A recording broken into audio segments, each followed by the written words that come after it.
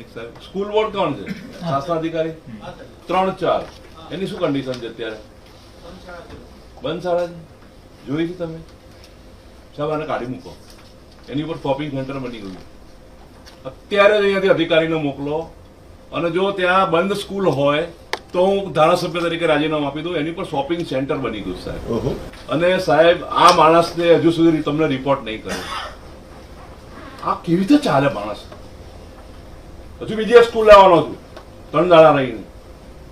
સાહેબ shopping centre બની ગયું છે ત્યાં આગળ.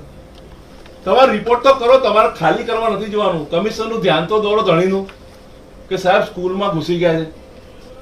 આખું શોપિંગ સેન્ટર બની ગયું સાહેબ. પીનવેલ સેન્ટ્રલ ઝોનમાંથી આવું હોય યાર. ને સેન્ટર એને બી ખબર હોવી જોઈએ ને સાહેબ. અને તમે લોકોની ગેલેરીઓ તોડી નાખો છો તો આવડું મોટું શોપિંગ સેન્ટર બની ગયું મ્યુનિસિપલ સ્કૂલમાં. તમે શું કર્યું ભાઈ?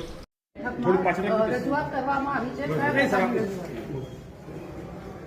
સંકલનમાં ફક્ત એક જ મુદ્દો લઈને આવ્યો હતો કે હિમાલપુર વિસ્તારમાં મ્યુનિસિપલ શાળા નંબર 3-4માં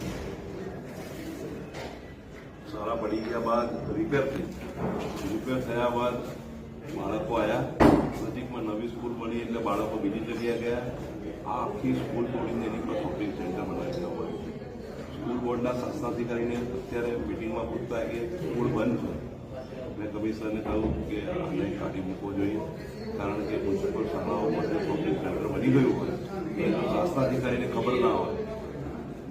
લોકોની નાની બાબતમાં લોકોના હોટલા અને ગેલેરી તોડતી અમદાવાદ મ્યુનિસિપલ કોર્પોરેશન પોતાની મિલકત ના સાચવી શકતી હોય તે બધા અધિકારીને કાઢી મૂકે.